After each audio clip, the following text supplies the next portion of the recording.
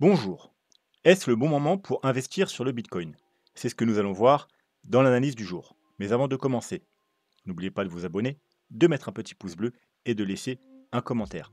Alors, comme dit dans l'introduction, aujourd'hui, on va faire un petit point, que ce soit pour les débutants, les nouveaux qui arrivent sur la chaîne ou même pour les anciens. C'est toujours bon de faire des rappels pour voir si en ce moment c'est un bon moment pour acheter du Bitcoin. Voilà, donc on va pas perdre de temps et on va se diriger directement vers la cryptomap du jour qui est pratiquement entièrement verte avec des hausses de majoritairement de 2 à 5, donc il y a rien d'extraordinaire non plus sur les altcoins. On a aussi quelques altcoins qui font des hausses entre 10 et 15 notamment pas mal de meme coins, hein, comme vous pouvez voir, il y a Mog ici, il y a Dodge, il y a Mew, il y a Bonk et PP aussi également avec respectivement 6 et 8 On a Worldcoin qui nous fait un joli 9 Worldcoin qu'on va voir d'ailleurs un peu plus tard dans la vidéo. Voilà, donc belle journée aujourd'hui. On va pouvoir passer directement sur le Bitcoin court terme. Donc l'objectif c'était de rejoindre les 68 000 $, car comme vous le savez, on avait un gros niveau weekly sur les 62 000 $, et on avait dit que si on cassait et qu'on se maintenait au-dessus des 62 000 $, on irait fort probablement rejoindre les 68 000 $. Voilà, parce qu'il y a une autre la dernière grosse résistance weekly aux 68 000 $. C'est le niveau qu'on veut bien entendu casser pour espérer enfin la fin de cette correction qui traîne en longueur. On a également le haut de la zone de rechargement de short à ces niveaux, également le dernier top ici. Donc, bien entendu, c'est le niveau qu'on veut casser. Voilà, on est en train d'essayer de le casser, mais attention, c'est un niveau weekly, c'est une correction qui dure depuis plus de 6 mois. Donc, bien entendu, c'est les cassures weekly qui vont nous importer et non pas les cassures daily. C'est pour ça que on va quand même. Alors, on va pas aller faire le tour des indicateurs daily, tout simplement parce qu'ils étaient déjà bullish des fois précédentes. Ils sont toujours bullish. On va juste nous intéresser aux dernières confirmations qui nous manquent. Pour ça, on va aller du côté des moyennes mobiles, si Internet veut bien suivre. On va enlever le graphique et on va garder uniquement les deux moyennes mobiles qui nous intéressent, c'est-à-dire la moyenne mobile 200 et la moyenne mobile 50. Pourquoi? Tout simplement parce qu'on caractérise un actif haussier avec en daily, avec la moyenne mobile 200 et la moyenne mobile 50. Donc, pour qu'un actif soit haussier, il faut qu'il se trouve au-dessus de la moyenne mobile 200. Donc, la moyenne mobile 200, c'est la moyenne mobile bleue. Donc, c'est le cas. On l'a cassé aux 63 000 $, hein, le niveau clé des 63 000 $.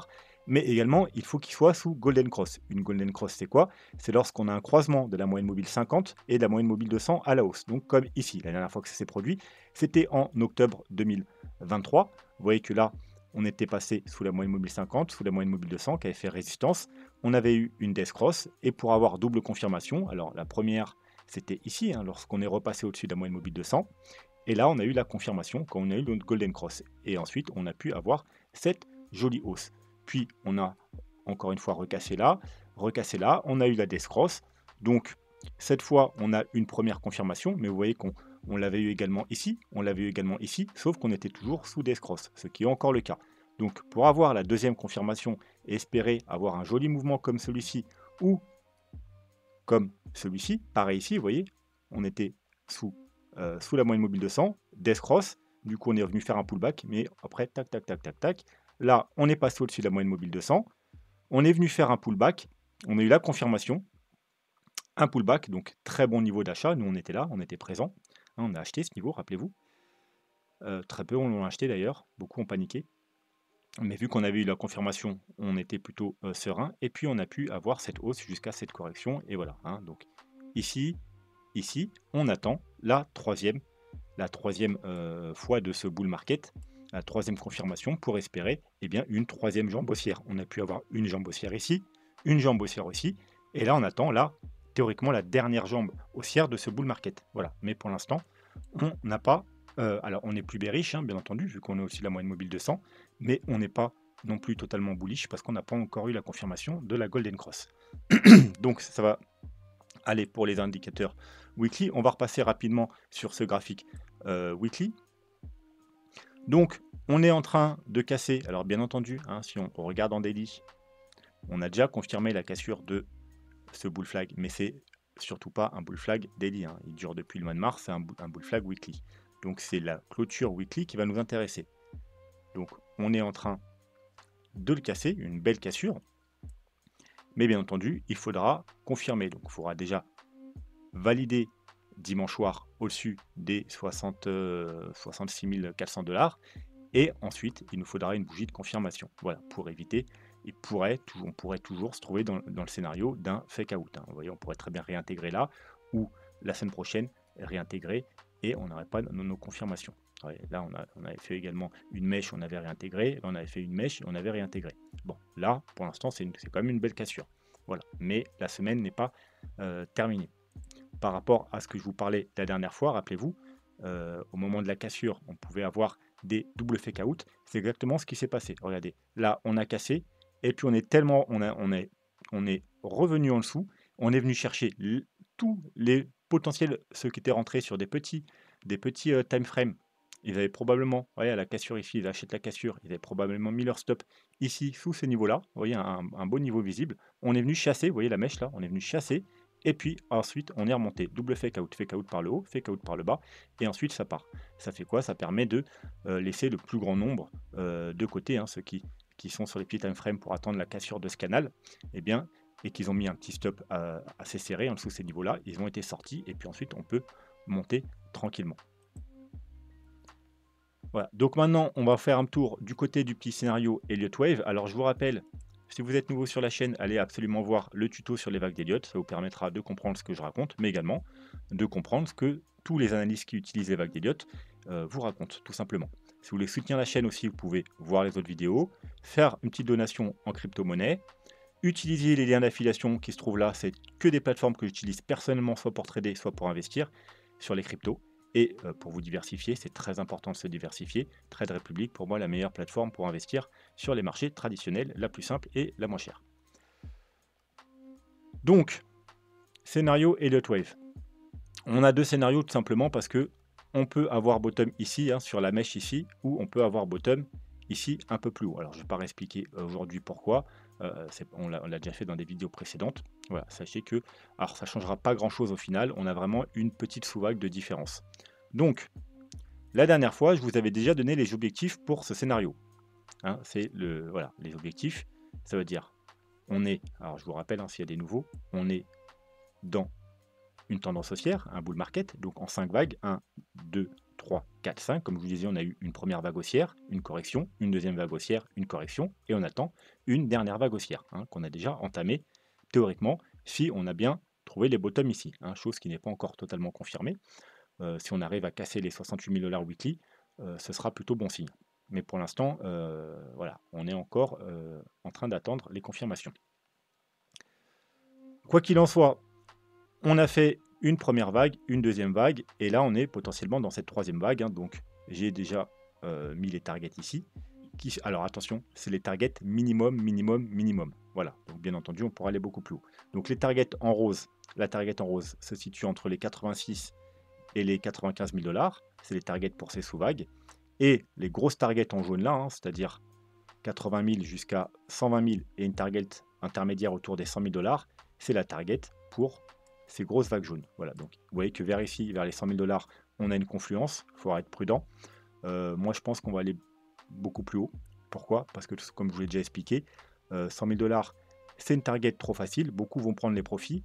Si les gros portefeuilles veulent prendre des profits, ils pourront pas. Ils pourront pas parce qu'il n'y aura pas d'acheteurs en dessous de 100 000 $. Hein.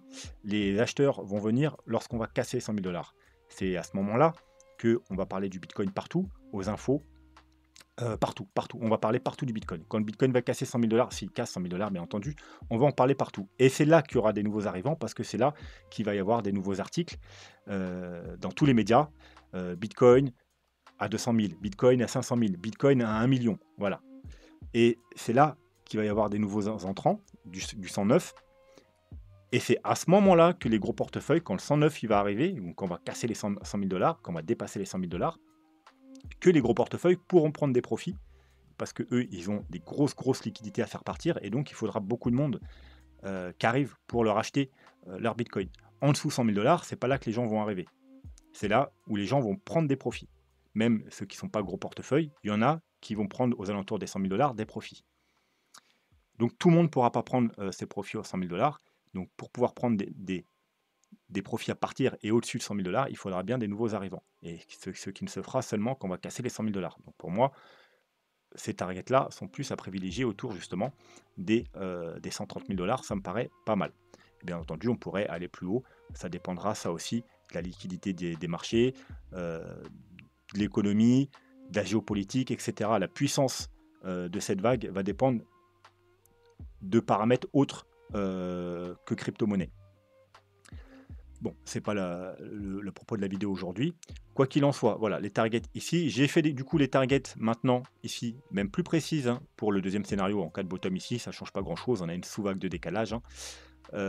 Voilà, donc les targets se situent pour cette vague rose, hein, les jaunes c'est la même, entre les 91 000 et les 100 000 $. Ouais, donc à peu de choses près, peu importe qu'on soit dans l'un ou l'autre scénario, les targets sont à peu près les mêmes. Attention, encore une fois, c'est vraiment les targets minimum. On pourra bien entendu aller beaucoup plus haut. Donc, avant de passer à la partie investissement, un petit tour du côté de WorldCoin qui m'a été demandé en commentaire, donc n'hésitez pas, si vous voulez que j'analyse vos actifs préférés, c'est dans la section commentaires que ça se passe. On l'avait analysé la dernière fois par là, et je vous disais, on était exactement ici, hein, quand je me rappelle, on était ici, et je vous disais, on est sur un support, le bas du canal, donc si ça rebondit et qu'on casse, donc non seulement cette trendline, mais également ce niveau de résistance, vous voyez, il y avait un... Là, si on serait venu là, et on est venu casser les deux en même temps, là c'était très bullish, on aurait pu rentrer à l'achat. Par contre, si on casse la structure, fuyez, pauvre fou. Voilà. Donc, il a choisi de casser vers le bas, puisque de toute façon, il a suivi l'ensemble du marché, et on est passé de 4 $ à 1,29 $. Voilà. Donc, maintenant, où on en est, eh bien, on va passer en weekly.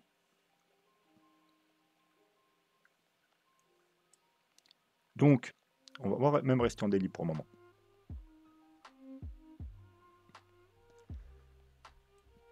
Donc, il nous fait un bottom très joli, hein, un rounding bottom, peut-être une future épaule tête épaule ou une future tasse et anse.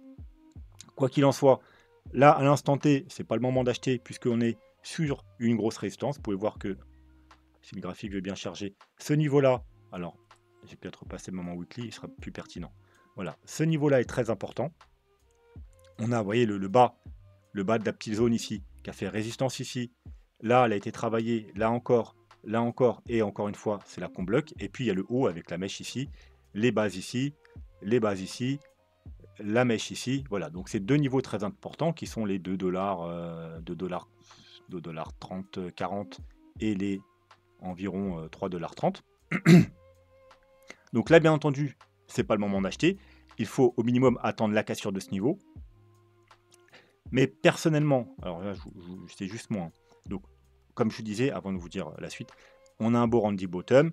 Sur le RSI, on a validé ici. Hein, donc ici, c'était un bon moment d'acheter quand on a validé la reprise de cette moyenne mobile, quand on a validé la cassure de cette trendline. On a même fait, hein, on va revoir en daily ou en 3 jours peut-être, voilà, un magnifique pullback ici. Vous voyez, donc là, c'était un très bon moment d'acheter au 1,50 $.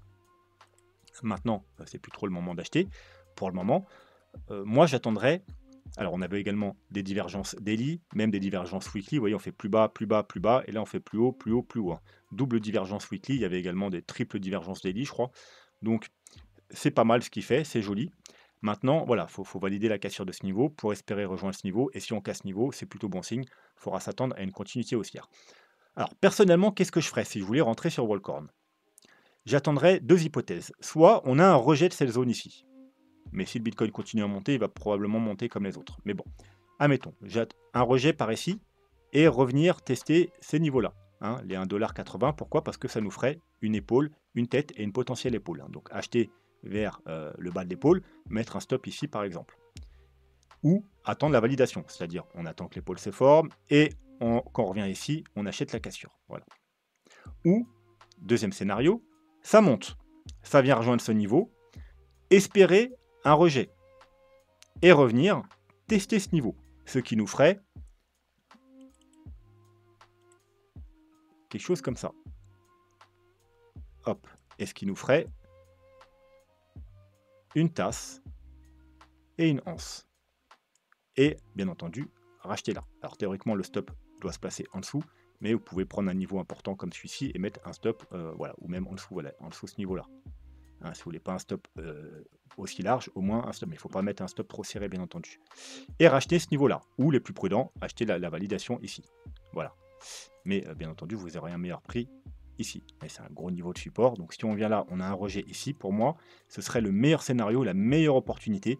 Le plus prudent, le plus sûr, ce serait de racheter ici. Voilà. Après, on peut également acheter, si on a un rejet là, sur une épaule ici, ou la cassure ici. Vous voyez, finalement, ce niveau-là, c'est un très bon niveau. Ou les plus agressifs, mais moi, j'aime pas trop, ce serait acheter la cassure ici, là, maintenant, si on arrive à clôturer au-dessus. Ça, c'est faisable aussi. Ou la cassure ici. Mais alors, personnellement, si là on monte, on casse ici, on continue à monter et on casse ici sans correction, j'achèterai pas. Pourquoi? Parce que ça veut dire qu'on aura eu tout ça de hausse sans correction et c'est pas serein acheter après tant de semaines de bougies vertes. Voilà. Donc moi, si on arrive ici, je préférais qu'on fasse un pullback pour acheter ici ou même la cassure si on revient après une correction. Mais là, si on a up only et acheter cette cassure là, ce serait un peu dangereux parce que au bout d'un moment, il y a une grosse correction qui va venir et on pourrait revenir plus bas que votre prix.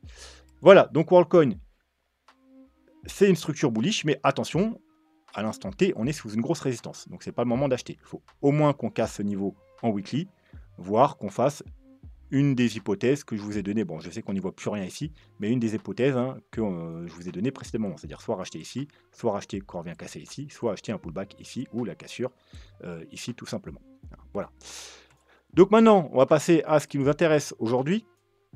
Est-ce le bon moment pour investir sur le Bitcoin? Donc, comme vous le savez, on va s'enlever pour l'instant l'indicateur, on ira le rechercher après.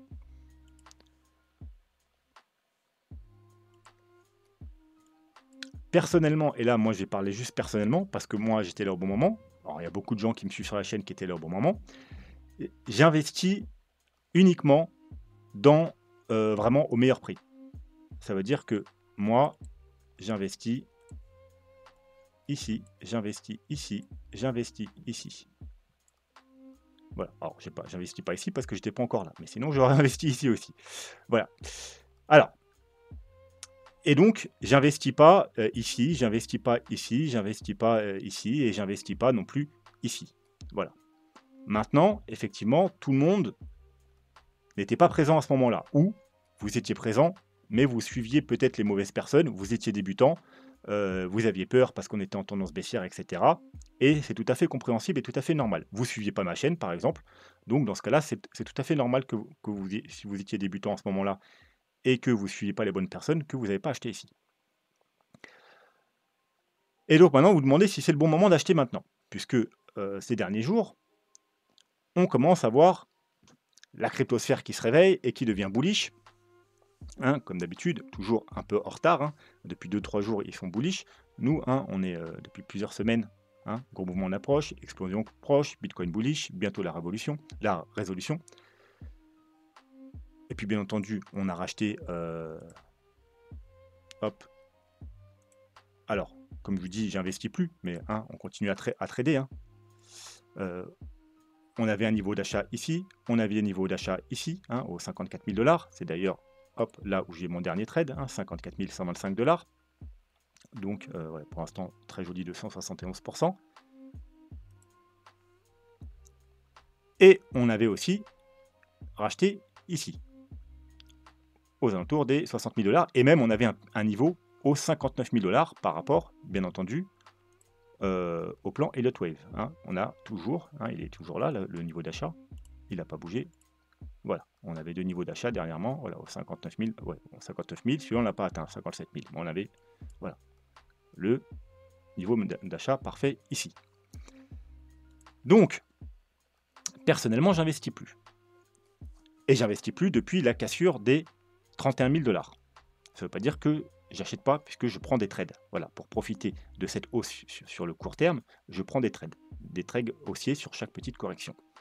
Mais j'investis plus. Maintenant, ça ne veut pas dire que c'est pas possible d'investir. C'est toujours possible d'investir. Mais si vous êtes débutant, forcément, c'est plus risqué.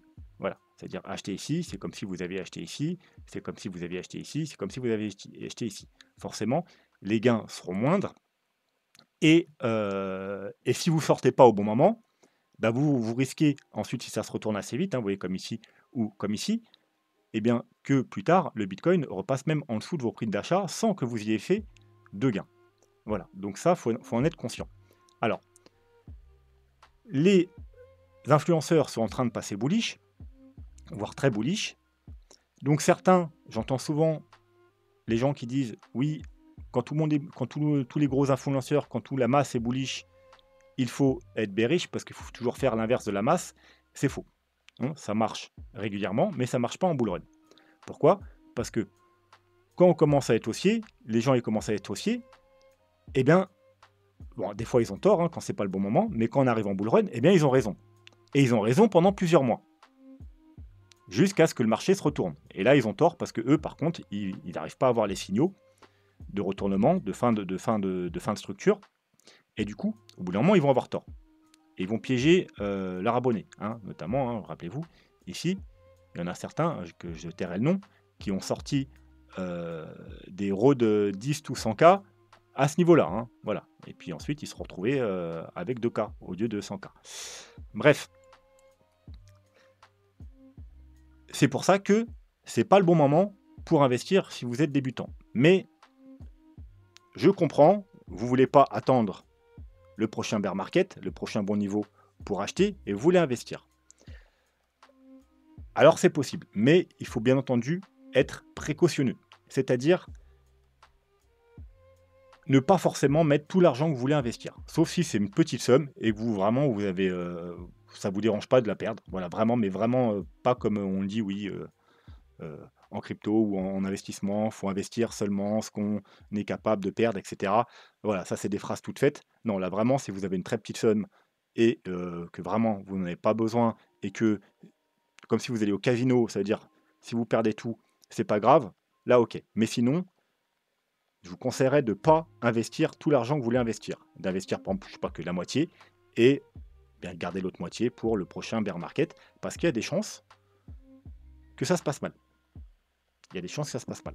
Parce qu'on est déjà assez haut, hein, depuis, si on prend par rapport au bottom, bien évidemment, hein, on est passé de 15 000 à pratiquement 70 000 $. Forcément, c'était une meilleure opportunité d'investir là. Et alors, vous allez me dire, depuis tout à l'heure, tu me dis investir en bas, que toi, tu as fait à chaque fois là, mais c'est plus facile à dire qu'à faire. Non, vous savez que si vous suivez ma chaîne, on a tout un tas d'indicateurs qui nous donnent les moments pour investir. Et si justement, vous additionnez plein d'indicateurs, eh bien, ça devient très peu risqué d'investir au bon moment. Et c'est ce qu'on fait à chaque fois sur la chaîne. Alors, je vais vous en montrer seulement un pour vous montrer de quoi on parle. Mais vous savez que j'en ai tout un tas en réserve et qu'à chaque fois, on va regarder plusieurs indicateurs. On ne se base pas sur un indicateur. Mais là, je vais seulement vous en montrer un pour vous montrer un exemple pour ceux qui ne suivent pas ma chaîne. Voilà. Alors là, c'est un indicateur basé sur Ichimoku. C'est Ichimoku Signal. Et en dessous, on a un indicateur de momentum. Vous savez, un peu comme le MACD. Voilà. Donc, en général, on additionne les deux, mais même juste celui-ci. Voilà. Donc, tout simplement, par exemple, celui-ci, vous achetez quand c'est vert. Voilà. Donc, et là, je suis en format 2 semaines. Ça marche un peu en format weekly. Voilà. Ça peut marcher sur d'autres formats, mais moi, mon préféré, c'est le 2 semaines. Voilà. Hop, on est vert. Regardez où on est. On est ici. On est au bottom. Et on achète. On achète, on achète, on achète, on achète, on achète. Voilà. On a acheté tout le bottom. Puis ensuite, on passe gris. On peut continuer à acheter, si on veut. Si on n'a pas assez accumulé, on peut continuer à acheter. Par contre, quand on passe rouge, vous voyez, il faut s'arrêter. Parce que c'est là qu'on arrive sur la dernière phase et que c'est beaucoup moins intéressant. Puis après, vous voyez, quand on repasse gris, eh bien, c'est confirmation finalement du bear market. Et puis là, on revient vert. Bon, on rachète là. Attention, on ne vend pas quand c'est rouge par contre. Hein. C'est juste, on arrête totalement d'acheter quand c'est rouge. Voilà. On peut arrêter ici si on a assez accumulé, ou on peut même continuer, hein, si vous êtes un peu en retard, jusqu'ici. Bref, c'est vert, on achète. Hop, ben on a acheté tout le bottom. Et puis là, c'était un peu vert pendant le choc au mois de mars 2020, hein, pendant l'épidémie. Hop, bon, on a acheté un peu aussi. Et puis c'est gris, on peut continuer à acheter. Rouge, on arrête. Hein. Gris, hop, on peut racheter un peu. Et puis rouge, bien entendu, on arrête. Et gris, puis voilà, confirmation. Et puis là, c'est vert. Bon, bah voilà, encore une fois, on a racheté. On a racheté là. Tac, tac, tac. Vous voyez, on a racheté là. Comme je vous ai dit, moi, j'ai pas acheté au-dessus des 31 000 $. Bien qu'on puisse continuer un peu, comme je vous ai dit, quand c'est gris. Et là, c'est rouge. Là, on entre dans une zone rouge. Donc, vous voyez, là, bah, on n'achète plus, hein. Ça ne veut pas dire qu'on revend non plus, mais on n'achète plus. Parce que vous voyez, on se situe là-dedans, on se situe là-dedans. On n'est pas là, on n'est pas là, on est dans le rouge.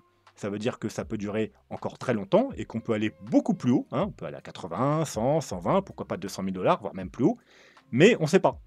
On ne sait pas. Une fois qu'on a cassé le dernier sommet, on peut se faire des targets, hein. On en a sur la chaîne avec plusieurs possibilités. D'ailleurs, je vous ai fait un, si vous ça intéresse, objectif du bull run il y a 2 semaines, hein, voilà. Elle n'est pas très loin la vidéo, hein. Vous voyez quelques vidéos en arrière.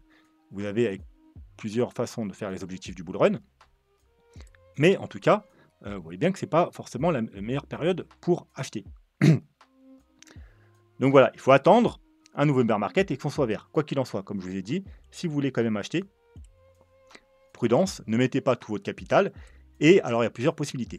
Les deux principales possibilités que je vois, c'est faire un petit DCA accéléré, c'est-à-dire, vous voyez, normalement, un DCA, ça se fait sur 6 mois, 1 an, 2 ans, hein, par exemple là, hein, vous commencez à acheter à DCA, DCA, DCA, DCA, DCA, DCA, DCA pendant 1 ou 2 ans, et puis vous avez un bon prix moyen par ici, autour des 20 000 $, et puis voilà, après vous attendez.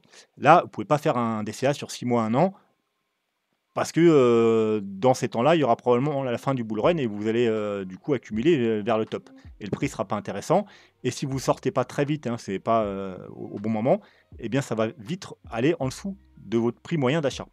Donc là, il faut faire un DCA accéléré. C'est-à-dire au lieu d'acheter tous les mois, bah, par exemple, vous achetez toutes les semaines. Vous achetez toutes les semaines pendant 2-3 mois. 2-3 mois, je dirais, c'est pas mal, hein. Si on a un bull run qui dure au moins encore 6 mois, voire 1 an, je pense que c'est à peu près ce qui devrait se produire, entre 6 mois et 1 an.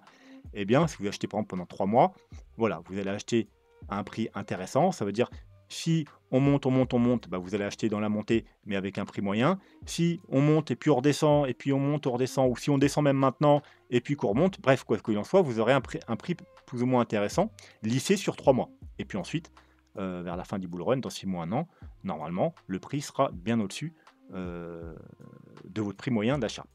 Deuxième possibilité, vous attendez la prochaine correction. Alors malheureusement, là, vous arrivez juste en retard parce que c'était là le meilleur moment pour acheter. Alors bien entendu, on n'a pas encore fait de nouveau plus haut, mais on revient proche, hein, du top, hein, qui était au 60.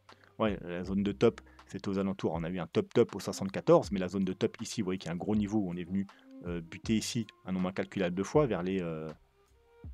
Bah, c'est au niveau actuel, vous voyez. Donc vraiment, on est au niveau weekly. Regardez, quand je vous disais que ce niveau est important, hop là, bah d'abord, j'ai même pas besoin de mettre de ligne. Vous voyez, c'est haut de la zone de rechargement de short. Vous voyez là, une mèche, une mèche, une mèche, une mèche, et tout un tas de bougies qui viennent clôturer ici. On n'a jamais réussi à avoir une clôture franche au-dessus de ce niveau en weekly. On n'a jamais cassé ce niveau en weekly, et encore moins de confirmation. Donc vraiment, vous voyez, c'est le niveau. Donc bien entendu, un niveau comme ça peut se jouer également, mais c'est plus pour les swing traders. Mais en tant qu'investisseur, ça peut être également, ça peut se jouer, hein, la cassure weekly de ce niveau, parce qu'on l'a jamais de toute l'histoire du Bitcoin, hein, parce que si on monte dans le passé, vous voyez que là, on n'y a pas atteint, puis là, on a une fois, 2 fois, et on n'a pas dépassé. Donc, ça peut être un bon moment, effectivement, la cassure des 68 000 $ pour faire un achat. Et sinon, après, il faudra attendre, eh bien, la prochaine correction. Alors, malheureusement, on a eu les 2 grosses corrections normalement de ce bull market, hein. Là, on n'aura que des sous-corrections. Mais voilà, la prochaine, vous pouvez également acheter, par exemple, donc la cassure des 68 000, et puis ensuite faire un deuxième achat lorsqu'on aura une correction, parce qu'on en aura une, hein. Alors, pas aussi longue que les précédentes, qui ont duré à peu près 6 mois, voire plus, mais on aura peut-être une correction à 1, 2 ou 3 mois, et avec un Bitcoin qui va perdre 10, 20, 30, 40%, voire plus, on ne sait jamais, hein, parce que la correction ne va pas être longue, mais elle pourra être violente. Et ce sera également un bon moment pour faire un deuxième achat. Voilà, donc soit un petit DCA sur 2-3 mois, soit d'acheter la cassure weekly et la confirmation des, c'est même 2 semaines, hein, c'est pour ça que c'est aussi propre, 2 semaines c'est vachement propre, des 68 000 $, et d'acheter ensuite un autre palier quand on aura une correction, je dirais au moins 20%. Voilà, s'il y a pas de... c'est pas intéressant. Voilà. En général, les corrections importantes, c'est entre 20 et 40%. Donc voilà, si on a une correction, par exemple, vous achetez 20, 30, 40 ou même 10, 20, 30, 40, tous les 10% de correction. Mais voilà, si vous achetez n'importe où, vous risquez d'acheter sur le top. Donc il vaut mieux acheter des bougies rouges que d'acheter des bougies vertes.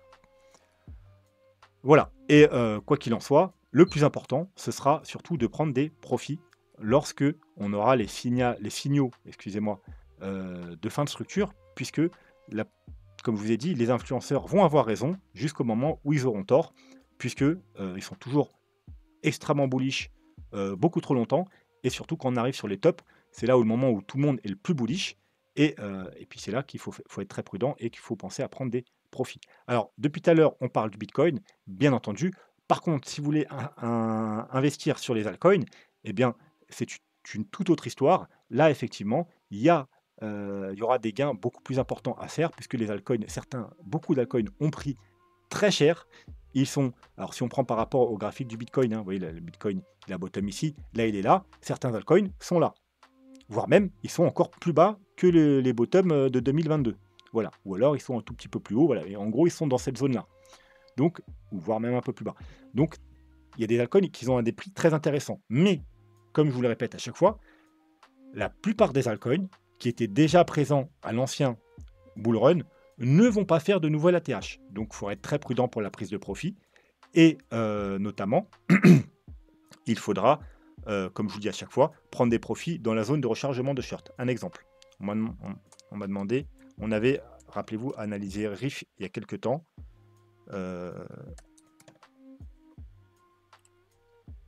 Ok, on avait analysé RIF il y a quelques temps. Rappelez-vous, ici, et je vous disais que ici c'était bonne zone d'achat, ici, dernière zone d'achat, hein, vous voyez. Et on est monté où? On est monté jusqu'à la zone de rechargement de short. Et là, il s'est passé quoi? Boum. Alors, on va se mettre en weekly. Boum. Puisque les investisseurs, les gros portefeuilles, ils savent que... Alors lui, il n'a pas vraiment... je pense pas qu'il n'a pas vraiment connu un bull market. Mais bon, voilà, il est arrivé sur vraiment la fin du bull market.